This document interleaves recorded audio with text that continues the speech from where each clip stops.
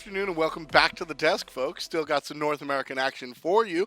My name, of course, is F. Totally going to stick around and we'll break it down. We've got Luminosity heading against SoaR, and this one's actually really interesting, specifically for Luminosity, but I'm sure Zapman and the guys of Eager are certainly watching.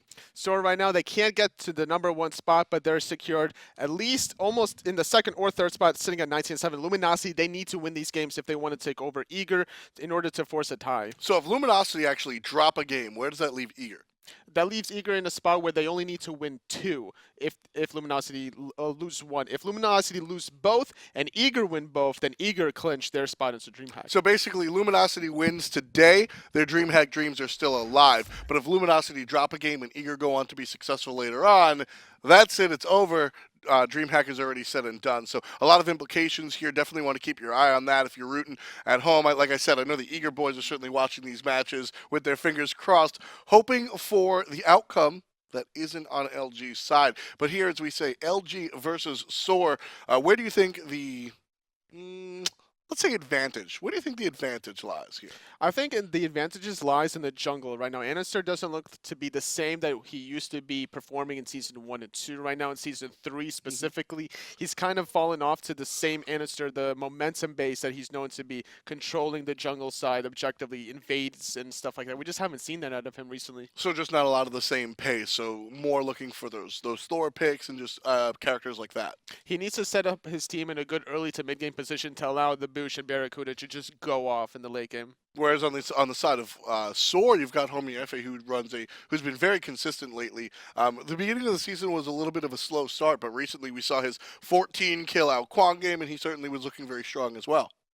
SoaR has a lot of combinations, whether they run the Outquang in the jungle, they run the Uller in the mid lane. SoaR has a lot of answers in their picks and bans. Do you think that's going to throw LG for a loop today? I think that Luminosity is not going to care about what SoaR do. They're going to have to care about how they do. All right, well, before we get into the picks and bans, I just want to give a certain shout-out to a fun clothing company, live.bnfd, that we can get some Smite stuff for yourself. Go ahead and basically rock the Pecky's wardrobe. There's one for all Pantheons, a couple of gods as well, hats, shirts, etc. So go ahead. Big 75% off. Huge, huge sale you want to take advantage of so you can rep your favorite Smite stuff. And LG is going to do the same. They're going to rep their favorite Smite teams. Picks and bans, Luminosity heading against SoaR, trying to keep the dream alive for DreamHack. Going to force Jigz under the tower. Doesn't get any stuns, but we don't need stuns. We've got damage. Hurriwind catches 2 in the current.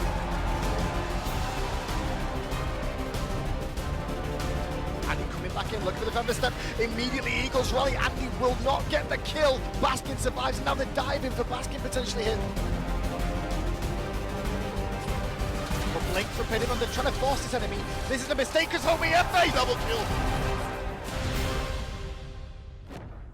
So you know how Bonafide can increase their sales by more than just 75%? How's that? If they just had some pizza rolls, maybe that they could increase their sales. The Pecky's special. I wonder if we'll see any interesting picks coming out here.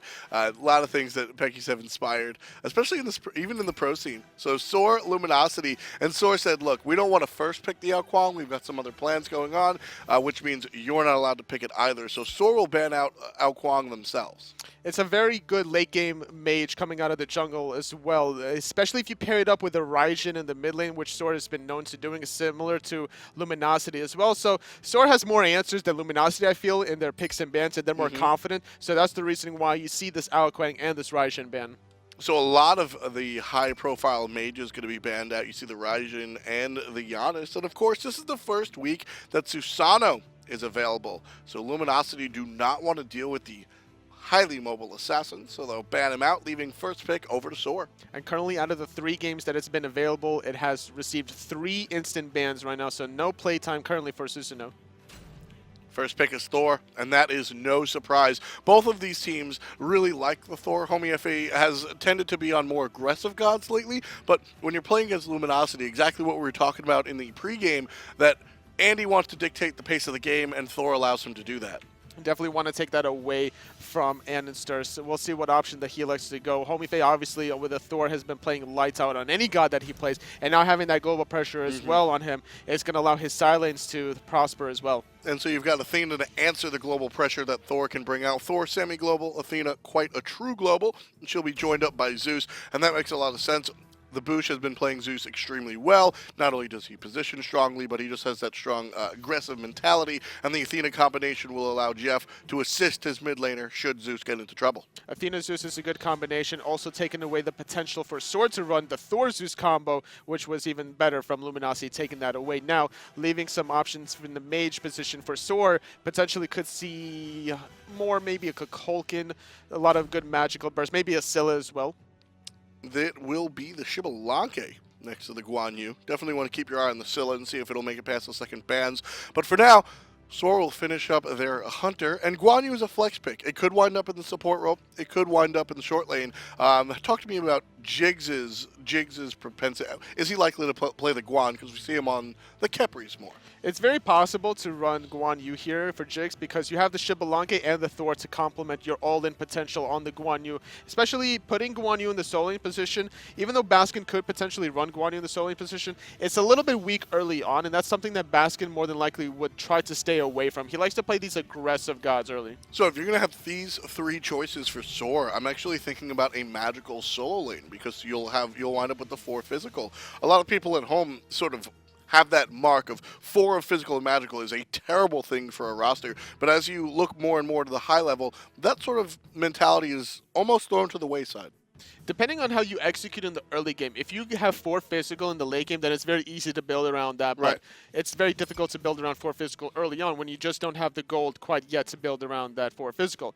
Now, in response to what you were saying with the magical soul laner, that would be a very good option for SoaR to execute, because that would force the enemy soul laner to run that magical defense, which would allow Thor and the Xbalanque to capitalize off of that. So look at what Luminosity's doing here against SoaR's current draft. They're gonna ban out the Isis. Now Hurriwind has a fine Isis, but really they're gonna ban out the Isis and the Scylla. 2 of these gods. Scylla these days, and I stress these days, actually has a decent early game. The route into a heavy crush with the purple pot is actually pretty devastating. So what Luminosity does is they take 2 of the mid mages off the table that'll actually have some decent pressure in the early game, because Xbalanque will have the late game. Luminosity want this early game to go a little bit easier. There's still a lot of options available. Poseidon can be run as well. The cripple would stop Nemesis and Athena in their tracks, allowing them to escape. There's also Kukulkan as well, which Hurriwind has been known to play every now and then, and does have pretty good setup as well as Thor.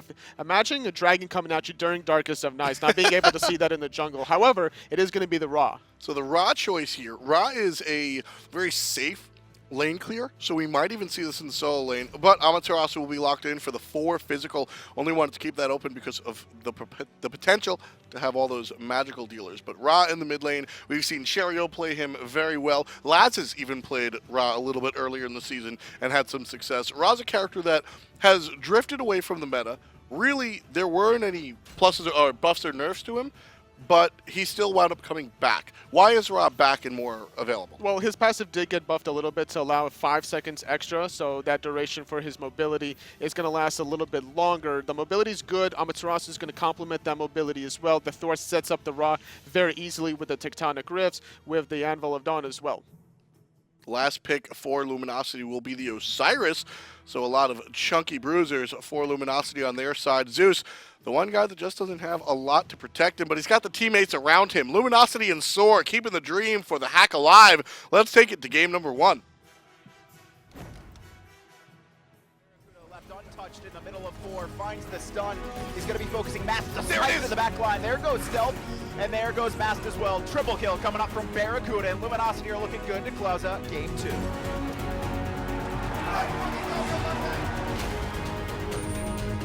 Trying to find the last hit. That's the 3rd kill in a row for andinster. And this is Luminosity. You can't count them out at any stage in the game. Looking for a 3rd, but BaRRaCCuDDa might be able to turn this. Detonate, double kill for the BaRRaCCuDDa.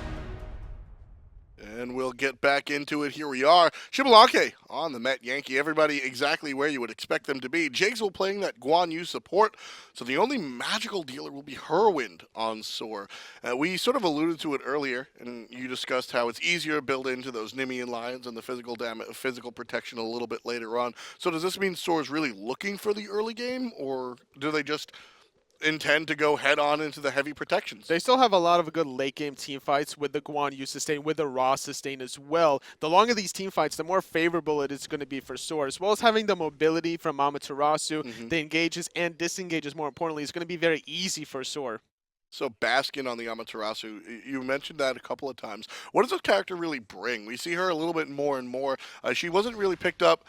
When she came out, it wasn't, oh man, every team needs an Amaterasu. We see her sparingly, and Benji over on Enemy plays a lot of her. What can you break down about this guy? Once you max out the aura specifically, you're going to have more damage with the aura one way. You're going to have more mobility the other way, as well as giving you self-sustain every time you switch it around. Once you get Breastplate of Valor online, that aura becomes very short cooldown, and you can spam it all willy-nilly, as well as just the early game is going to be difficult for Baskin right now, matched against Scary D's Osiris. This is the one matchup that Amaterasu does struggle early on, but once the aura comes online, then she can stabilize. I mean, she struggles in general until she can clear the wave. She doesn't have this way to slowly clear the wave like we see some other warriors. It's pretty much just nothing until everything over at level 8 or level 9. And that's something that Baskin is very comfortable with. He doesn't mind sitting back and losing some gold early on because he knows when this character does come online, and he's very patient. So here we're expecting Luminosity to get some of the early pressure and then push on to the elementals, but it comes down to the players and how they do it. Baskin takes some early poke. He's about half HP, so is Homiefe,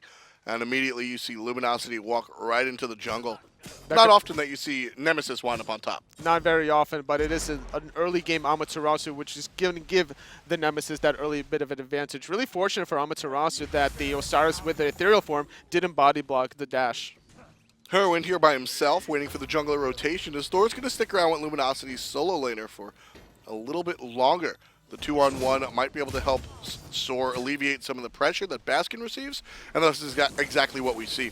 Thor and Amaterasu combined for that one. In response to that, however, now BaRRaCCuDDa is currently sitting at level 4. Hurriwind is level 3. Level 5, Zeus could potentially spill first blood, allowing Luminosity to take control of the early game depending on how aggressive andinster wants to play. And that's going to be entirely up to SoaR and their positioning. The boxing match going the way of SoaR for the moment, but Baskin actually misses the mirror reflect, and that's going to be a lot of damage that Scary D doesn't have to take. So it wound up looking like a good positive engagement for Baskin. Winds up split down the middle. And that's really important, the fact that Homiefe allowed Baskin this kind of position to now he could be the bully early on. Now, even though he got the pressure, Scaredy is level 4, and he has to be careful. And here comes Andy, no level 5, but it's really not that big of a deal. Baskin, very low already, and look at the aggressive positioning coming out from Luminosity. Baskin, one more hit, it should be done, but Andy has to catch up first. He has speed buff, and this should be first blood for andinster, or it's going to be for Scary D. Scary D picks up the first blood over on the side of Luminosity. That's a very good look, as you were saying. The Amaterasu are going to have some trouble in lane. Andy shades over and adjusts to SoaR, leaving their solo laner along with their jungler in that side lane. Andy comes and barks back, and that really allowed SoaR to, or that allowed Luminosity to capitalize. Just really unfortunate of how aggressive it was earlier. Now Hurriwind going to take a spill potentially with his Zeus. Not enough damage to secure the kill, however. Walks right out thanks to that passive, little bit of movement speed on the side of Hurriwind. Has boots level 1, so a little bit of movement speed built in. There's an ultimate to clear the wave, and immediately we'll see both members from SoaR go ahead and back to base. Did force the purification out of the Ra, so that's an important cooldown that Luminosity is going to have to look and capitalize on. Without that purification, they're not going to be able to get away from the slow of the Nemesis ulti and then the damage follow-up from TheBoosh. Over or under Winged Blades 5? I would say there's definitely going to be at least 3 Wing Blades, I would hope. Definitely Jigz, right? He's definitely he loves going boots 1 into Wing Blade, so that's a more than likely going to happen. I would say Baskin would get it, and Hurriwind is going to need to survive, so he's going to get it probably too. You expect it on Homiefe? On the Thor? Not necessarily. Depending how much he wants to rotate to certain engagements, maybe. It does bring some extra health as well, so we'll see how Homiefe. It depends on if he's building aggressively. I doubt we'll see it, but if we do see the Void Shield pick up and more of the defensive Thor that we're used to seeing, I think we might even see the 4th on him. Hurriwind going to walk away from the mid lane. Level 6 now, so that little bit of lead that Zeus had has been all but neutralized. And like you mentioned with the Wing Blade, the way to counter the Nemesis is not the protections, but it is going to be indeed the health. The Nemesis will steal away your protections, so picking up Void Shield for Homiefe wouldn't be a good option. Wing Blade might be slightly better. Other health items that could be on the table for SoaR? Depending on what they want to do. Could be potentially Merguardian Mail as well. Midgardian Mail would be an excellent choice because not only do you have andinster in the jungle with those basic attacks on the Nemesis, but Osiris's entire kit is basically basic attacks. And then, of course, BaRRaCCuDDa the Hunter. That's pretty much what Anhur brings to the party. Left side mid camps, go to Luminosity. You can also have Hide of the Urchin as well if you want to build those stacks, getting a little bit of health online as well. It's a little bit more expensive. It takes a while to build those stacks, but once you do get them, it's definitely worth it. The itemization on the side of Luminosity should be a little bit more cut and dry. As we said, there's 4 physical players on the side of SoaR, so I expect to see at least a Hide of the Nemean line on the solo laner and similar movements there. Big chunk taken out of the support, and Homie's going to chase it. Stun is good, and down goes JeffHindla. SoaR answer back with 1 kill after the first blood. And now andinster's going to look to capitalize that. ScaryD is going to rotate as well. Jigz is in a little bit of trouble. He's going to take a spell to andinster. andinster on that Nemesis, 1-0-1. Both kills have featured the jungler for Luminosity, and on this Nemesis, he's able to be more of a facilitator, but very mobile is the Nemesis with the double dash and the speed buff. Andy will be able to be all over the map, so not quite the Thor that he knows and loves, but certainly a character that Andy can rotate and be present all of the time. And that's what he has to do if he wants his team to get some of these early game objectives, whether it's the buffs, whether it's the mid wave, whether it's fire giant imps. Andy needs to be all over the place. Having Nemesis with speed buff, having Nemesis with double dash as well is going to allow him to put himself in a position for his team to follow up. I love the pressure on Baskin that Andy's showing, repeatedly showing up to the solo lane just to help clear out the wave and give ScaryD even more pressure that he already has. It's very important to try to snowball in the solo lane right now. Baskin already down 1 level. If you can get ScaryD 2 or 3 levels ahead, then you can leave him alone for the rest of that laning phase. He can maybe steal a blue buff away from Baskin, maybe force a rotation from Homiefe to alleviate that pressure, and that's going to open up a Gold Fury potential for Luminosity in response. So Luminosity has to take a look at the left side of the map and keep everyone in check. Metyankey quietly farming here. He's gone ahead and gotten himself an assist, but outside of that, nothing really to write home about as far as the 2 hunters. And with that, there's 2 wards in the middle lane from Luminosity, trying to make sure that, you know, double the pleasure, double the fun, double the wards in the mid lane, so, you know. There's definitely supposed to be 1 there, just a little miscommunication, dropping the 2 wards. That doesn't really impact the game too negatively. No, not at all, not at this stage of the game. Speed buff is started. Grouping up now is SoaR. Hurriwind's just going to go ahead and toss out some farm real quick. Luminosity have all the vision in the world. Gold Fury is being started, though. Thor's going to go up in the air. Yeah, SoaR well aware. Luminosity already take out the Gold Fury, and now SoaR looking for the change back. JeffHindla gets taken out by Homiefe after a huge chunk taken out by way of the mid laner. Hurriwind providing a lot of damage. Metyankey forced out. If he didn't use that purification there totally, that's a dead Xbalanque. We joked about the 2 wards in the middle lane, but that actually allowed Luminosity to spot the rotation from SoaR and capitalize that with the early Gold Fury. Good cleanup kill from SoaR. Now, they're going to need to get something in response to this. They're going to look for these left side mid-harpies unless Luminosity can find a way to steal it. Yeah, 1 kill for that early Gold Fury, not going to even things out. Luminosity still wind up on top with their surprise gold. Looks like the Harpies go the way of SoaR, but the aggression coming out from Luminosity, taunt that JeffHindla is going to miss.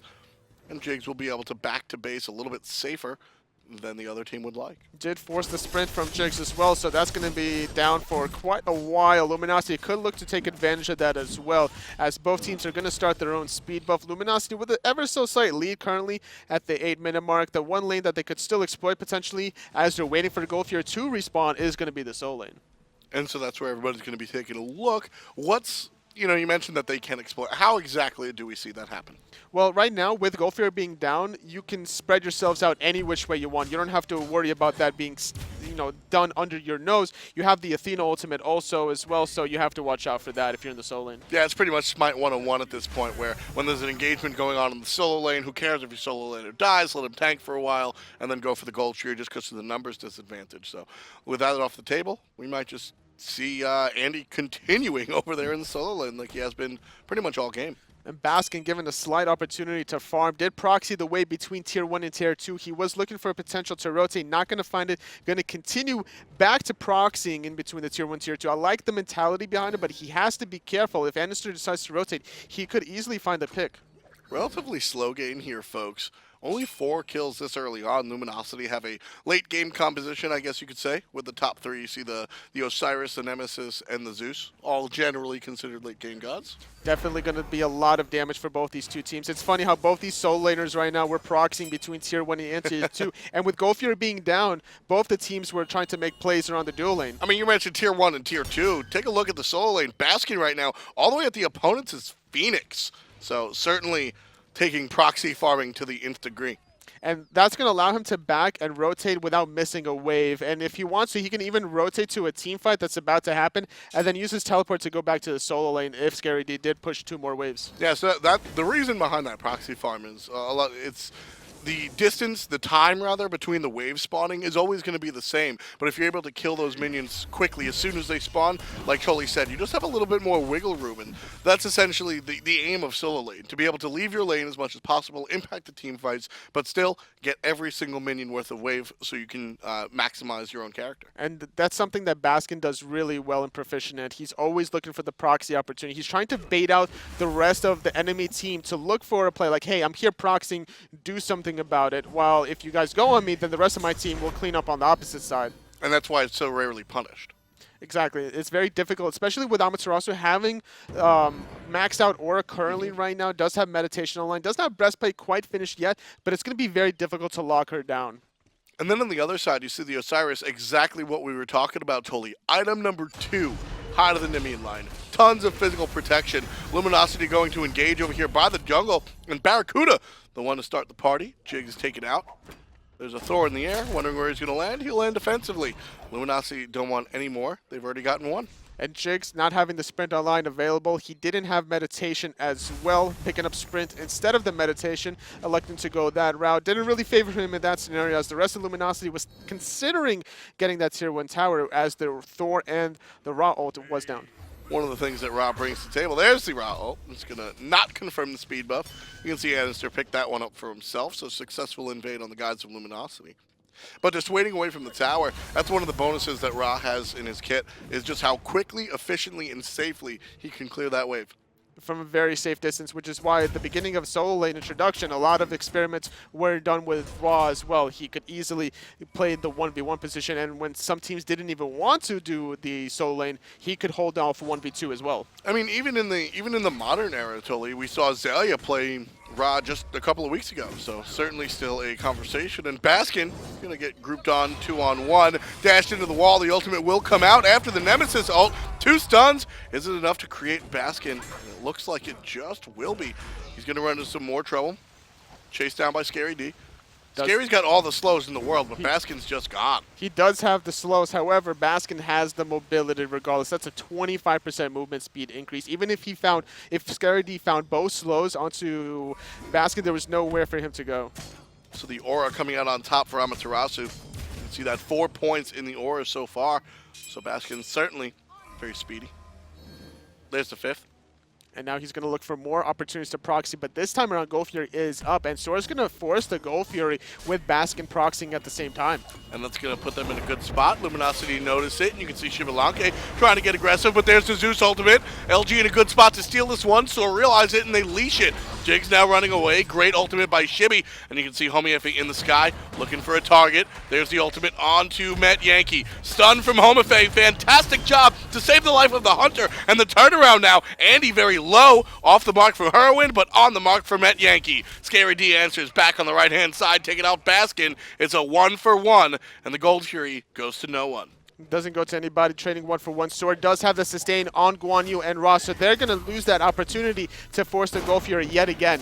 No ultimates available for either team. Everybody used everything in that last team fight. So BaRRaCCuDDa shows up, puts up a pillar, and then just walks at the enemy, forcing SoaR to back off. Does have the red buff available to him and has more mana than the Xbalanque, so that's why he's trying to play aggressive. And now with a lot of members from SoaR back in Ken, Luminosity not going to look for the opportunity, however, to sneak the Goldfury.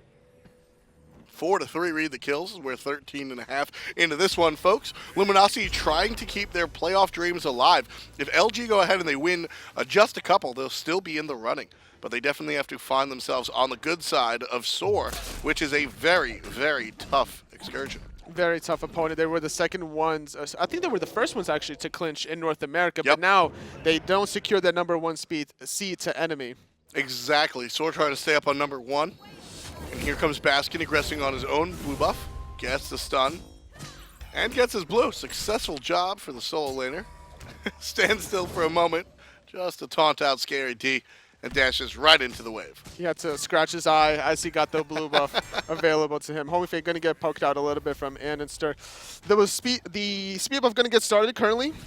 Engaged on by Scary D, but Jigz shows up alongside Thor. And now Jigz is surrounded. 3 members of Luminosity here on a good side. You hear Thor in the air, Baskin aggressing as well. Homiefe is going to land right on down, and the BaRRaCCuDDa gets hit by Hurriwind from afar. Great move from the mid laner, but still no kills just yet. The heal comes down from Hurry, and everybody's still looking for more. Homiefe winds up on the bad side. JeffHindla, credit with the kill. Beautiful reach passive used by JeffHindla, using that to his advantage. Otherwise, Homiefe might have been able to get out. BaRRaCCuDDa might be in a little bit of trouble. Baskin thinking otherwise as Scary D is met with him. 2 members from SoaR are underneath the Gold Fury, thinking about it, but just going to look to farm the back Harpies instead. Wonderful ultimate coming out from Hurriwind over there, just on the mark. Knew that his jungler was going to go ahead and land on the target.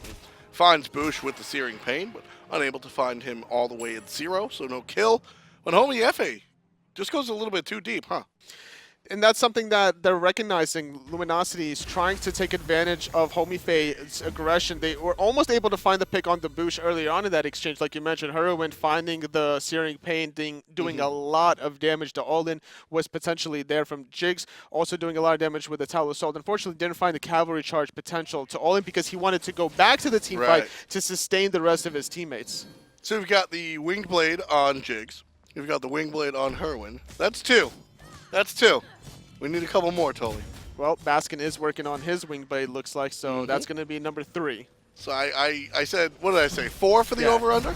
We'll 4 see out what of happens. 5. There's the dash forward, and a wonderful wall separates the 2 teams, but now Homiefe wants to get aggressive, looking towards JeffHindla, lands right on down, finds the stun, combination not going to be there, but there's the ultimate out of the opposing mid laner, and BaRRaCCuDDa winds up with a stun, BaRRaCCuDDa winds up with a kill, that's 1 on top of Homiefe, and Jigz still pushing the engagement, Baskin winds up taking out JeffHindla, but BaRRaCCuDDa answers right on back with Jigz. It's a 2-for-1, Luminosity on the upside. Good rotation from Scary D. Metyankey going to survive. Sanctuary was used regardless. Scary D going to find the cleanup kill. Look at it's that. a 3-for-1 currently in the favor of Luminosity. Love the pillar from BaRRaCCuDDa over the wall, getting the slow just to ensure the kill was coming. Scary D came from around the mulberry bush, but just to ensure that character cannot move as much as he wants. Luminosity winds up with the kill. BaRRaCCuDDa gets an assist, and the team gets a Gold Fury. 16.5, 12 kills. Luminosity own 8 of them, and they're up by 5,000 gold. And during all that, Baskin was putting pressure on the tier 1 mid tower. Going to get it a little bit low, not able to find it, however. Still stripping away some of the jungle side, getting the back Harpies as well.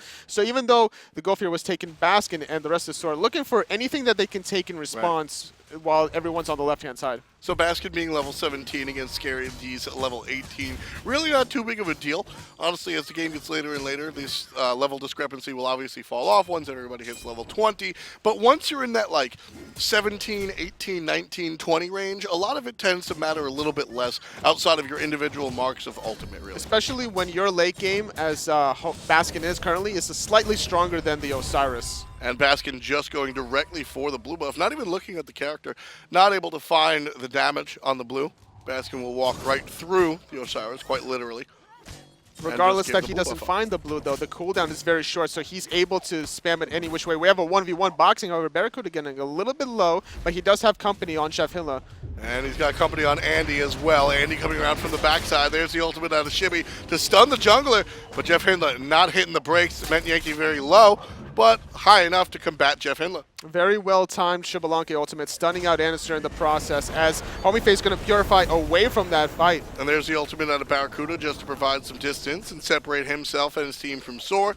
You can see the rotation from TheBoosh just in case SoaR decides to get a little bit more aggressive. And now with the purification being down for Homiefe, it's going to be very difficult for him to come anywhere close to the team fight. If he's going to land from his ultimate, he's going to have to hammer away right before the taunt comes up because that follow-up damage from the Zeus is going to be too much for him to handle. You know, I love this build out of Luminosity's jungler out of the Nemesis. A lot of the success that Nemesis has had has been very frontline, very warrior-esque. Jotun's Wrath into the Chinsai is the classic Nemesis build, and andinster definitely clinging on to a little bit of last year. And with that, he's going to be a little bit more aggressive, and we've seen that. 7 kills he's been involved of out of 8. And andinster certainly wants to keep his foot on the gas. And SoaR keeping his foot on the gas, getting the tier 1 tower of Baskin, also taking the speed buff away from andinster as well. So SoaR Or from Homiefe, rather. Not going to be available. There's a couple of pings coming out, but nothing of consequence. Everybody well aware of where the enemies are at. Almost 20 minutes here, folks, and I would say an evenly paced game. Luminosity have a 5k gold lead, and that's been by way of 1 or 2 team fights that have given them the Gold Fury. And despite that gold lead right now, the team fighting coming out of SoaR is still really strong. Like I mentioned, they have the mobility from Baskin. They have the sustain from Jigz and Hurriwind right now. As long as they don't get too far behind experience-wise, if TheBoosh hits level 20 and Hurriwind's currently level 17, then that's going to be a little bit difficult during Fire Giant contention, but they still have good potential. Jigz gonna get hit a little bit, but not too much from the Nemesis. And there's a lot of damage from the Zeus. Xbalanque popped his ultimate. Not sure if it was offensive or defensive. Luminosity doesn't seem to be sure either as they're split up. SoaRD's going to go on the offensive, and you see JeffHindla coming along for the ride. But ultimately, Luminosity look like they want to play it safe. Zeus staying on the back line, focusing on the farm in the jungle. And SoaR will be okay underneath the tower. And with the raw sustain, it's going to be pretty easy. Nice double tap, trying to be aggressive against andinster. Homiefe going to get isolated, however. No follow from either side. SoaR still playing aggressive here. 4 players in the mid lane and the 5th in the back jungle. You can see Homiefe coming right up on the backside. Luminosity a little bit more spread out as Andy heads and invades into the opposing team's blue. SoaR want to push this mid lane tower, but Zeus with that clear going to make it a little tough. And it looks like SoaR are going to try to get this tier 1 tower. It is very low right now. They do have 5 members, but they're going to think otherwise right now. A few members were a little bit low. They didn't know exactly where andinster was, whether or not he was around the corner waiting. They knew SoaRD did back to base, but he would be back very soon. So instead of looking to play very safe and grabbing their own red buff. Luminosity now still sitting up 5,000 gold. They've got to do something with this lead, however. Sitting on the lead is all well and good, but it's all about what you do with the lead to put yourself in a position to either make that lead larger or just take out the Titan. And right now they're just waiting for the Gold Fury to respawn currently. Homiefe going to find a little bit of poke onto BaRRaCCuDDa before this Gold Fury respawn. And the way, like I mentioned, SoaR has the sustain, so they can look for these little poke exchanges and come out on top. And look even more for the poke and more for a kill. Jigz helps out, gets credit for that one, but Homiefe was a large part of what just happened. Big old stun out of the ultimate, and then allows him and his team to pick up a kill. There's the darkest of nights coming out of Xbalanque, but Luminosity don't get collapsed on by SoaR, so all 3 members in the left side will be alive against the 4 of SoaR. Hurriwind tried to find the Searing Pain through the wall of the boars, didn't find it. However, andinster tried to capitalize on his mispositioning by using the ultimate, not going to find the kill, however, and SoaR was doing a good job disengaging with the sustain as well. And I like this play. It's probably a little bit too aggressive to go for the Gold Fury right now. You do have a man advantage, but everybody's ultimates are still well and good, most notably the Booshes, so SoaR going for the Gold Fury, knowing that's probably too big of a bite to take. Just go for the red buff, take a little bit off of what a Luminosity can deal with. And I just like the idea of just taking piece by piece. And Baskin playing very aggressive on andinster, forcing him to dash away. And with that aggression, a lot of members from Luminosity are not in a position to contest this Gold Fury. And that's basically all Baskin. SoaRD's going to show up, throw a single ability, and SoaR takes the Gold Fury. Hurriwind's ultimate just came up too, so he didn't have it for the secure during that time. That Osiris could have potentially stolen that if he was lucky enough. And you know, it would have been tough, and the collapse from SoaR after the fact would have made that even tougher. But Luminosity put themselves in a position, or SoaR rather, that's all Baskin, honestly. Baskin sits in the mid lane, draws a lot of ire from the rest of the team, and everybody goes and responds. Well, the entire team, Jeff sees the Gold Fury and says, hey guys, but everybody's trying to kill Baskin. And this is just not necessarily Baskin, but this is Amaterasu late game level 20 right now. And Baskin's aggressiveness allows this character to really shine right now. Despite being down 1-2 currently to SoaRD's 3-0-3, he's still playing aggressive when needed, allowing the rest of his team to capitalize off of Baskin's aggression, separating Luminosity. And that's been what Baskin has been able to bring, even when he was previously playing on the squad of Luminosity. Luminosity, when they were Cloud9 last season, they actually featured Baskin. It was one of Baskin's first high-end teams, and he brought the success that he had on that squad with SoaR. Totally talk to me a little bit about, put on your player hat. When you're playing against a team you used to play on, what kind of information can SoaR actually, what can Baskin bring that other teams might not know about Luminosity? There might be some player tendencies that he has from Luminosity, obviously playing with andinster, BaRRaCCuDDa, and Jeff for quite a while in Season 2, allowed him to get this information, whether it's some communication preferences, whether it's a rotation style, there's always something that he can get, and having that information definitely helps in this matchup. Just being very well aware of what Luminosity can bring. And that's certainly what SoaR has been doing thus far, answering back with a mid-game Gold Fury. It looked like a pretty big lead for Luminosity earlier on. Now teams just separated by 2,000 or just shy of it. SoaR certainly doing their best to come back in this game. And a 5,000 gold lead in the mid-game, I think, is pretty tangible. You can start to look at something and where to exercise that gold. 2,000 gold at this point in the game, 24 minutes in, totally. I mean, SoaR and Luminosity, LG, they're winning, but not by much. Not by much, and I think the late game from SoaR is going to start to overtake Luminosity currently. Like I mentioned, they're going to be able to find these picks. If they keep finding the picks, rather, onto BaRRaCCuDDa or whoever right now, then they can easily out-sustain the rest of it with the Ra, with the Guan, with the mobility from Amaterasu. Well, for now, SoaR's going to siege the left side tower without the help of a Thor ultimate. You can see Homiefe used it to gather the information, who was in the jungle, who could respond. Not many red jerseys around the area, so SoaR able to just push down to tier 1 pretty much for free. 500 gold in the bank. Luminosity going to try and answer, but with the sprint popped, SoaR just a little bit too safe. The sprint is not going to be available for the rest of SoaR now, but they do have the sustain. They did poke out Jigz. They forced the purification out of Homiefe as well. So Luminosity going to look to try to take advantage by capitalizing on this tier 1 tower.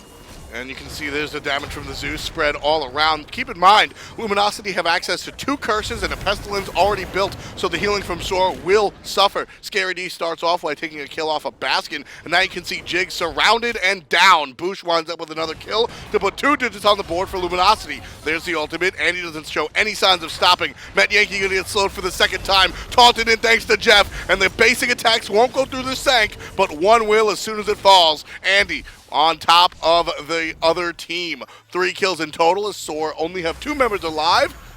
And the ultimate is not going to kill ScaryD, so a tier 2 falls down as well. Luminosity now looking towards the left Phoenix. You can see ScaryD is going to go ahead and back. You can expect a teleport back if one of the wards from SoaR gets dropped. And Luminosity on the back foot. SoaR should have let that first tier 1 tower go. Unfortunately, they were playing too far aggressive, trying to find the synergy between the Thor and the Ra. Didn't pan out, especially not having the purification, so Homiefe had to disengage earlier on. However, despite losing tier 1, tier 2, and Phoenix, they're able to pick up tier 1 and tier 2. Sacrificing his life for that was definitely worth it. Yes? Yes. In that situation, you had to get the tier 2 tower, you have to get the gold back. Now, you're going to have to defend Fire Giant without your Thor, which is going to be a little bit difficult, but you still have Searing Pain potentially that is going to come up soon to steal the Fire Giant. Well, so Thor's going to be up in 30 seconds, plus the 15 seconds that it takes, give or take, to go ahead and get to the Fire Giant. So Luminosity, if they want to do this without Thor in the conversation, they've got to start it pretty much now, and that's definitely not on the table for Luminosity, so Thor will be around if Luminosity decide to go for the Fire Giant a little bit later. And they should go for this because they're going to have a fire wave that SoaR have to deal with right now, but instead they're going to look to play slow and steady. Going to go for the tier 1 mid tower instead. I like this idea. Gold Fury is responding in about 10 seconds as well, so this is the one way Luminosity can control the pace of the game without giving anything back to SoaR, because if they lose Fire Giant with Luminosity starting it, then that would be very demoralizing. One of the biggest moves that Luminosity has made to put themselves in a good position in this game total is the attention to healing reduction. They've got 2 curses on their lineup, as well as the pestilence coming out from the Osiris. You've got the Brawler's Beat Stick. Potentially coming out, and you can see Jeff also building into anti-heal if that winds up being a second pestilence. So a lot of attention being paid specifically to the anti-heal, and I love the pickup of the Witchblade again. Luminosity hyper aware of the all physical lineup from SoaR. And now Anderson's going to force out the sprint early on. First pick onto Hurriwind for Luminosity. And that's just rough.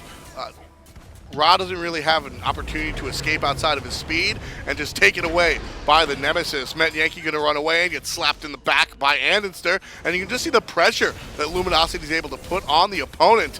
And there's the bounce around from Baskin. No stun going to be found, and the ultimate out of Anhur. And he again finds the kill.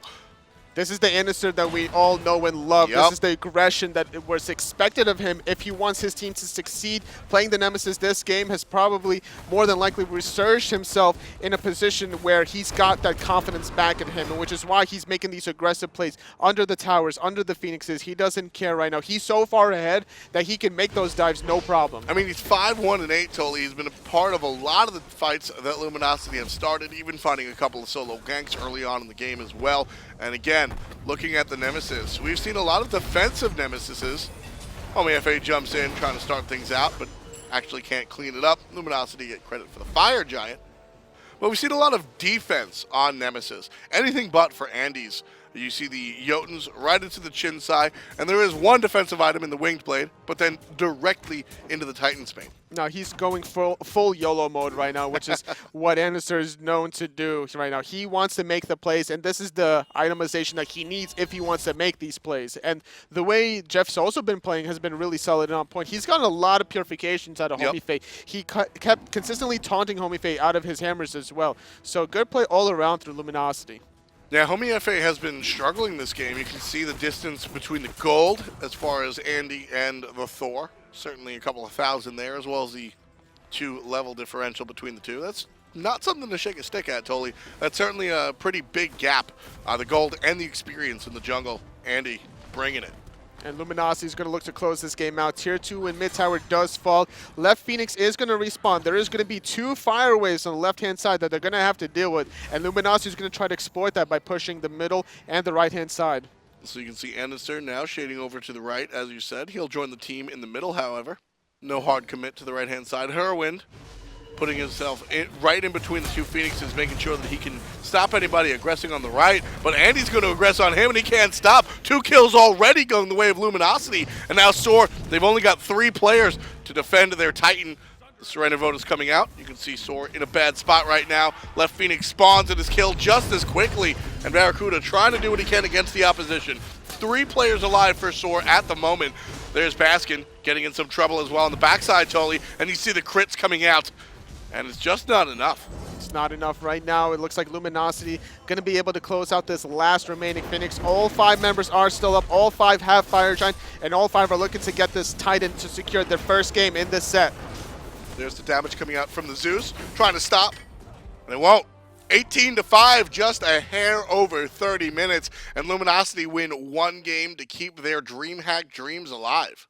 The way SoaR was defending that Tier 1 tower on the left-hand side was just a little bit too aggressive. They should have conceded that Tier 1 tower and then looked to defend the Tier 2 tower, and then more than likely would have been deterring Luminosity away, and they would have stalled the game out. I mean, that's really that moment where everything sort of got out of control for SoaR, was just that Tier 1 tower quickly turned into a Tier 2 tower, which was then forced into a Phoenix. Yep, and during that, Homiefe purification was used. He tried to split push. He lost his life for the Tier 2 tower, which is a good trade. But then the right-hand side, another all-in from andinster, consistently going on Hurriwind in the late game. And